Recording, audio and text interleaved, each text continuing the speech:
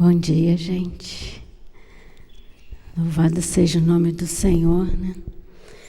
E que o Senhor possa falar através de nós hoje, né? Ele já começou a falar através dos louvores, que Ele possa continuar falando conosco, né? E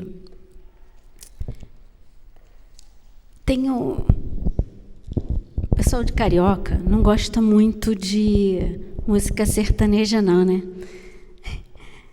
Quando eu ia para São Paulo, o pessoal falava: você é carioca, mas você não gosta de samba, você não gosta de pagode? Você é carioca mesmo? Eu falei: sou. Aí eu nunca vi carioca não gostar de samba, não gostar de funk. Eu falei: mas eu não curto muito funk, não, nem. Eu gosto de um sertanejo. Porque meu pai era de Mato Grosso, né? Então eu cresci ouvindo música sertaneja. E eu gosto da música sertaneja. Tem uma canção do Teló que fala um pouco da oração que Sérgio fez. O nome da canção é O Tempo Não Espera Ninguém. O tempo não espera ninguém. E ele fala assim: quando será que a vida vai ser boa? Quanto tempo perdido esperando à toa? Quando eu pagar as contas ou quando o trabalho enfim rolar? Será que a vida vai melhorar? Não existe um trilho, um mapa que nos leve a esse lugar. Sentido, verdade e destino. Por que e onde a gente quer chegar? A felicidade está no caminho. Aproveite todos os momentos que você tem. Ainda mais se tiver alegrias para compartilhar com alguém. O tempo não espera ninguém. O tempo não espera ninguém. E Jeremias, ele fala assim, ele escreve uma carta para o pessoal que estava no cativeiro, lá no capítulo 29, a partir do verso 11, ele diz: porque sou eu que conheço os planos que tenho para vocês, diz o Senhor, planos de fazê-los prosperar e não de lhes causar dano, planos de dar-lhes esperança e um futuro. Então vocês clamarão a mim, virão orar a mim, e eu os ouvirei. Vocês me procurarão e me acharão, quando me procurarem de todo o coração. Eu me deixarei ser encontrado por vocês, declara o Senhor. Amém? E eu fiquei pensando sobre isso, né? E uma menina veio me falar sobre que ela tinha tido filho aos 22 anos. E hoje ela tem mais de 40 anos. E ela falou assim: eu perdi o meu tempo. O tempo que era para eu estar estudando, estar investindo no meu futuro, eu perdi. Porque eu me dediquei para os filhos e hoje eu não consegui conquistar aquilo que eu tinha no meu coração. Eu falei para ela: mas você ainda tem tempo. Você só tem 40 e poucos anos. Está na flor da idade. O tempo não espera ninguém. A gente tem tempo ainda. Ainda dá tempo. Você ainda pode sonhar, né? Enquanto a vida, há esperança, né? E aí eu fui procurar na internet alguns casos assim de pessoas que despontaram após os 40 anos. E fiquei surpresa com tantas histórias. Aí eu trouxe algumas para compartilhar com vocês. Por exemplo, Harland Davis Sanders, ele é mais conhecido como Coronel Sanders. Ele foi o criador do KFC. Ele teve a ideia aos 45 anos, mas começou a abrir um negócio e não deu certo, ia se arrastando e sofrendo. Só teve sucesso aos 65. Aos 65 anos, a rede KFC ficou conhecida mundialmente. Hoje é um sucesso até aqui no Brasil. Toda quanto é shopping, praça de alimentação, tem um KFC lá, né? Outro exemplo, Henri Nestlé. Ele inventou a farinha láctea aos 52 anos. John Pemberton, criador da Coca-Cola. Ele trabalhou num xarope que era para digestão e acabou achando a fórmula para o refrigerante que foi assim, um dos mais vendidos e de mais sucesso, né, mundial, a Coca-Cola. Isso ele fez com 55 anos. Tem mais. O cara que fundou a IBM, uma das empresas mais conceituadas da área de TI, né, ele fundou com 61 anos. 61. José Saramago. José Saramago foi um escritor famoso. Ele gostava muito de ler na sua juventude, mas ele só começou a escrever assim e foi sucesso a partir de um livro chamado Memorial de Convento. E esse livro ele escreveu quando ele tinha 60 anos. A partir daí que ele ficou conhecido e a partir daí que ele despontou, né? Ele lançou muitos livros a partir desse livro, com 60 anos, e depois disso escreveu muitos, né? E ganhou até um prêmio Nobel de Literatura em 1998. Tem um outro cara que vocês conhecem muito, que se chama Abraão. Abraão, a gente até cantou uma parte num louvor que fala sobre a história dele, né? Sai da sua tenda. Está lá em Gênesis 12, de 1 a 4, que o Senhor fala com ele. Ora, disse o Senhor a Abraão, sai da tua terra e da tua parentela e da casa do teu pai e vai para a terra que te mostrarei. De ti farei uma grande nação e te abençoarei e te engrandecerei o nome. Sê tu uma bênção. Abençoarei os que te abençoarem, e amaldiçoarei os que te amaldiçoarem. Em ti serão benditas todas as famílias da terra. Partiu, pois, Abraão, como lhe ordenara o Senhor, e Ló foi com ele. Tinha Abraão 75 anos e saiu de Harã. Só que ele não saiu de 4x4, não, pelo deserto, né? Era a pé, era caminhando. Monta a tenda, desmonta a tenda, agora a gente para aqui e fica um tempo. Desmonta tudo, vamos para outro lugar. Desmonta a tenda, vai, caminha de novo, mas não sei quantas léguas. 75 anos. Você acha que está tarde? Que seu tempo passou? Você acha que não consegue mais produzir ou fazer coisas novas? Tem outro cara também, que a gente conhece, chamado Moisés. Moisés cresceu como príncipe, teve vida de príncipe, né? Aí, aos 40 anos, Moisés vai visitar o povo dele. E aí ele sente na pele o sofrimento do povo, quando ele tinha 40.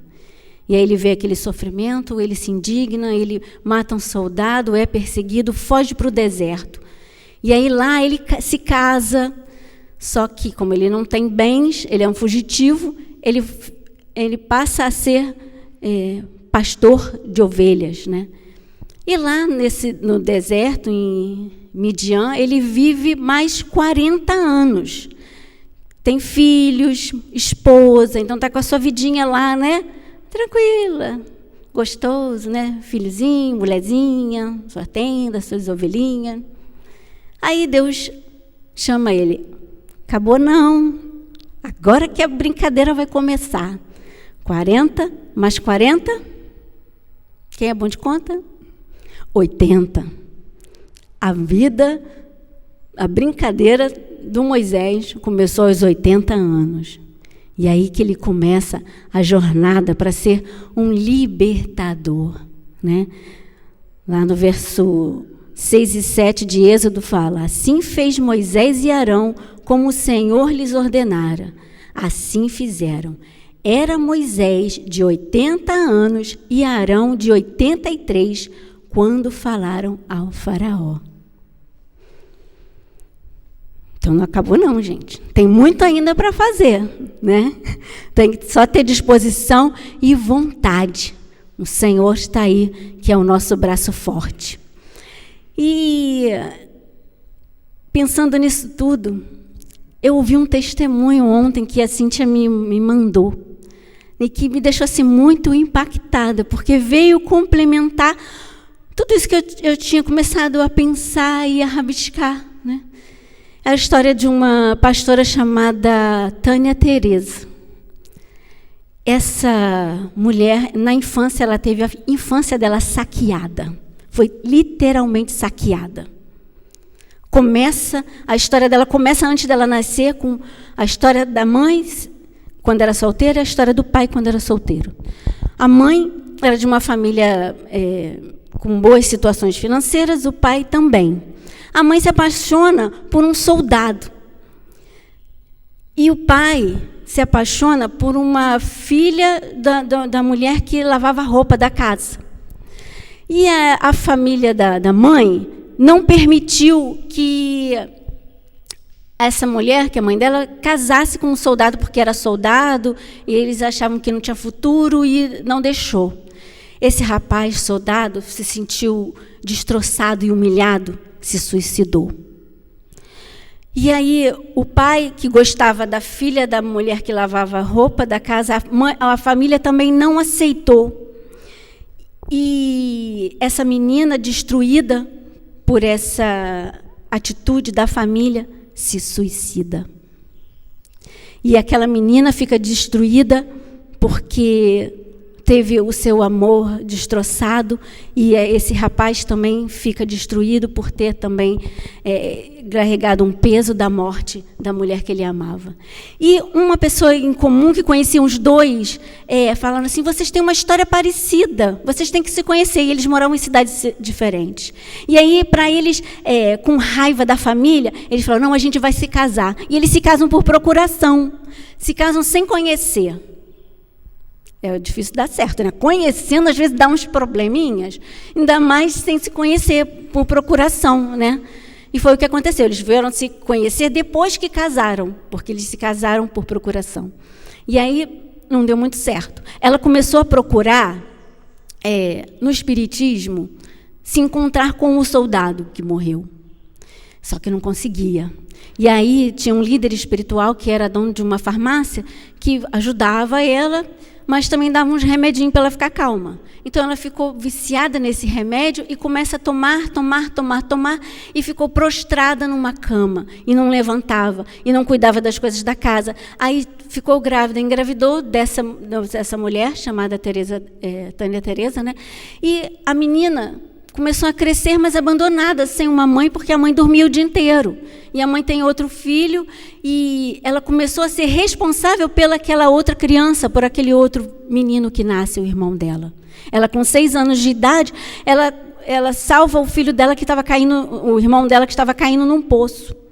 E ela tem aquela sensação, aquele sentimento de que ela era responsável pelo irmão. E a infância dela começa a ser saqueada nesse momento, quando ela se acha responsável aos 6 anos de idade pela vida do irmão dela. E o pai, por outro lado, também insatisfeito com o casamento, começa a procurar na rua, nas mulheres, nos prostíbulos, o amor que ele tinha perdido. E aí ele tirava mulheres do prostíbulo e montava casa para aquela mulher, saía de casa e ia morar com aquela mulher, até que um dia a mulher saía, ele voltava para casa e depois fazia de novo a mesma coisa. E assim foi a infância dessa menina, e ela era destruída por não ter uma família. E na escola, ela chegava na escola, chegava como? Sujinha, porque a mãe dormia, não tinha pai em casa, a mãe dormia no tempo todo. Então, aquele uniforme que ela usava, se sujasse, caísse alguma coisa no uniforme, ela ia para a semana toda com aquele uniforme. Ela não tinha os devidos cuidados de limpar as unhas, cortar as unhas, porque quem faz isso, geralmente, é a mãe, né? Então, nessa escola, ela não conseguia fazer os deveres de casa também, porque quem ajuda as crianças a fazer o dever de casa? O pai, a mãe, né? Ela não tinha ninguém para ajudar a fazer dever de casa. Então, ela chegava na escola, a professora falava para ela, você é burra, você não consegue fazer nada, você é burra. E botava ela para escrever várias vezes no quadro, porque ela errava. E ela começou a ser humilhada na escola, sendo chamada de burra. E ela começou a acreditar que ela era burra. E, além disso, ela, com as unhas sujas, as roupas sujas, chamavam ela de porca. Aí chamavam, você é porca, você é burra. Você é porca, você é burra. E ela começou a acreditar, eu sou porca, eu sou burra. Eu não consigo aprender, né? E aí ela foi acreditando naquilo. E um dia, ela, quando tinha por volta dos 9 anos, ela precisava continuar estudando, não tinha dinheiro para comprar material de escola. Ela pede um tio, o tio fala, eu não posso ficar sustentando o filho de um vagabundo, de uma mulher drogada. Não, tira. Se não tem dinheiro, tira ela da escola. E essa menina começa a roubar. Aí ela rouba, ia numa fábrica de estoque de garrafas, ela roubava garrafas e vendia as garrafas. Roubava e vendia. Aí ela começou a ficar com medo de ser pega, foi para o lixão. Né? Foi para o lixão aqui da UANA, se eu não me engano, onde ela morava. E aí ela começou a tirar as coisas do lixo para ganhar dinheiro. Né? O lixo tem metal, tem várias coisas, né? E ela começa a ganhar dinheiro lá no lixão.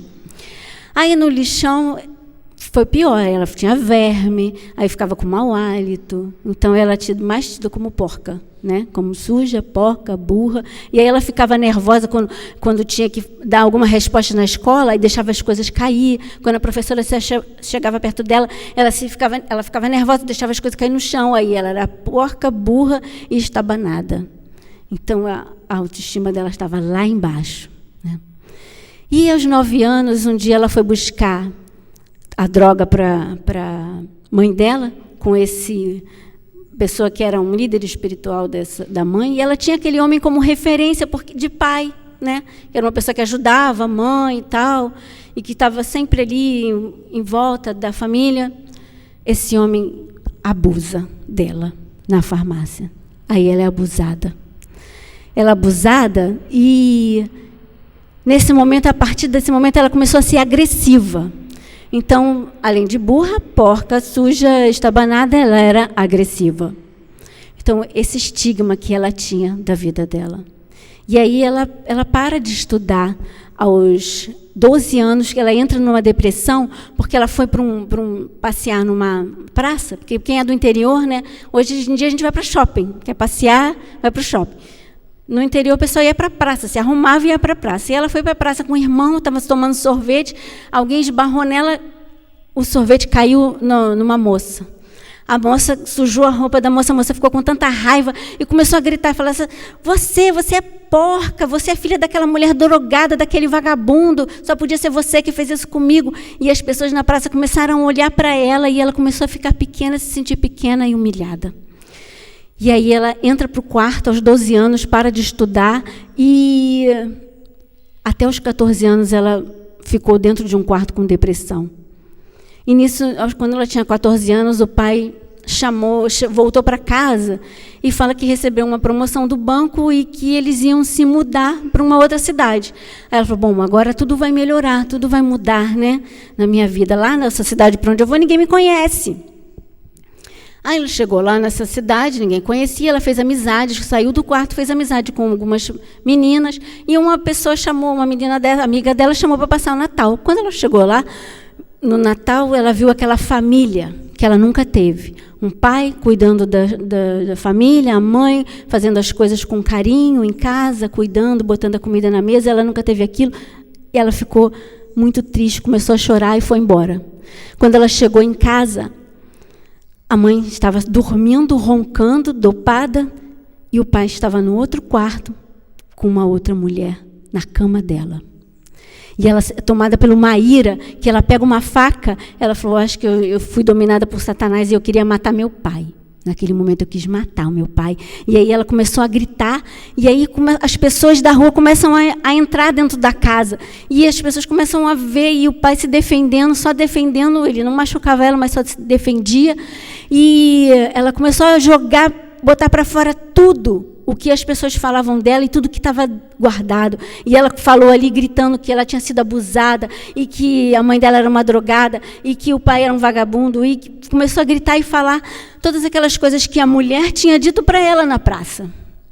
E mais uma vez ela se sente humilhada e fica destruída. Aí ela resolve assim, eu já sei o que eu vou fazer da minha vida. Eu vou me prostituir, já que meu pai gosta de prostituta, eu vou me prostituir. E tinha uma pensão onde as pessoas que vinham de homens solteiros, que vinham de outros outras cidades dormiam. Ela falou assim, eu vou começar por lá, porque lá estão os funcionários do banco onde meu pai trabalha, para todo mundo saber quem é a filha dele. Eu vou começar ali, e aí eu vou começar a ganhar dinheiro ali, trabalhando com isso. E vou ferir meu pai. Isso tudo planejado. Aí ela saiu, uma noite, foi para lá, entrou num quarto de um cara que já estava dormindo, tirou toda a roupa e deitou do lado dele. Aí nisso o cara acordou. O cara acordou e falou assim, minha filha, o que você está fazendo da sua vida? Se veste. E esse rapaz, usado pelo Espírito Santo de Deus, começou a ministrar sobre a vida dela. Só que ela não sabia, não tinha noção do que é ter um pai. Como é ouvir de Deus, pai, se você não conhece esse amor de pai. E ela teve essa dificuldade. Mas ele começou a ministrar, sendo usado pelo Espírito Santo de Deus. E ele não abusou daquela mulher. Ele falou do Senhor para ela. E ela foi lavada pelo sangue de Jesus, que mudou a história e a vida daquela mulher. Esse rapaz se casa com ela. Se casa, eles... quando ela já estava grávida do primeiro filho, ele fala para ela, volta a estudar. Você precisa voltar a estudar. E ela voltou a estudar. Terminou o ginásio. Fez o ginásio. E aí, quando ela estava grávida do segundo filho, esse marido dela, o esposo dela, falou assim, faz um segundo grau. Não para, não. Faz a escola normal. Aí ela fez normal. Ela, mas como é que eu vou para a escola grávida, botar um uniforme com esse barrigão? Não, vai com barrigão e tudo. E aí ela foi para a escola, fez normal, começou a trabalhar, a dar aula, a ajudar crianças. Aquelas crianças que ela viam que eram agressivas, que todo mundo diziam que eram crianças problemáticas, né? Ela começou a trabalhar com aquelas crianças e a cuidar com o amor daquelas vidas. Quantas vidas ela pôde ajudar a restaurar?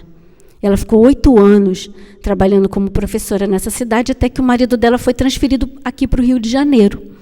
Aí ele veio para cá, ela começou a procurar emprego porque ela ajudava a mãe. A mãe é muito doente, porque por tomar muitas drogas por tanto tempo, era doente, dependente, e o dinheiro não dava, e ela precisava trabalhar também, para ajudar nas despesas. E aí, ela batia numa porta, uma escola não dava emprego. Na outra também não, porque ela tinha um diploma de uma cidadezinha do interior pequena, então ela não conseguia emprego. Aí uma vez uma diretora falou para ela, minha filha, você vai ter que fazer uma faculdade para você conseguir emprego aqui no Rio de Janeiro, senão você não vai conseguir. Com esse diploma você não consegue. Ela falou, então eu tenho que trabalhar para pagar minha faculdade. Aí ela pegou um jornal e viu assim, concurso para o Banco Central. Fácil, né? É fácil de passar no concurso do Banco Central. Aí ela ligou para um primo que morava aqui, eu quero fazer esse concurso. Aí o primo, tá doida? Concurso do Banco Central? Ela, não, eu vou estudar, e vou passar. Ela estudou e ela passou para o Banco Central.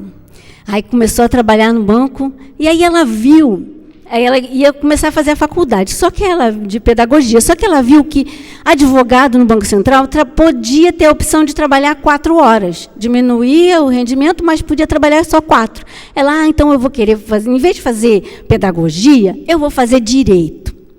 Aí resolveu fazer direito, porque ela pensando, né, vou trabalhar só 4 horas para cuidar mais da minha casa, ficar mais em casa com a família.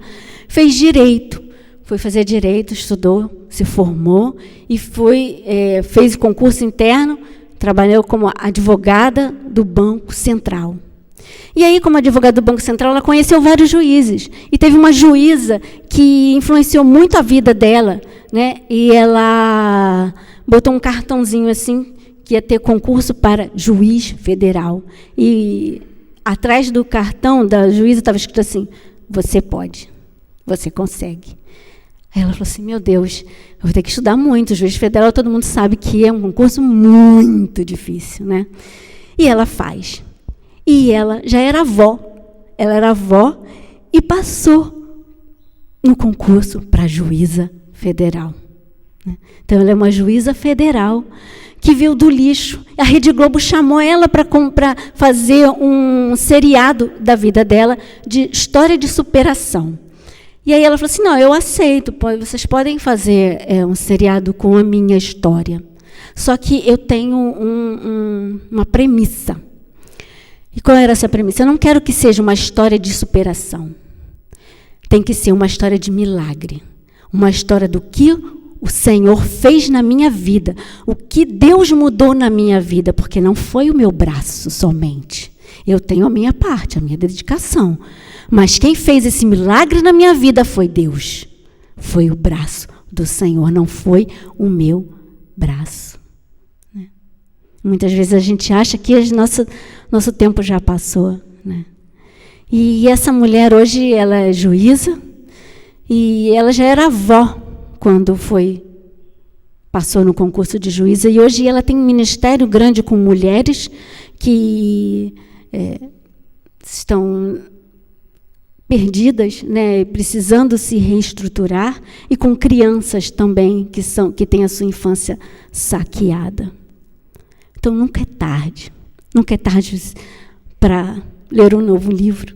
Nunca é tarde para se aprender a tocar um instrumento ou para aprender um novo instrumento.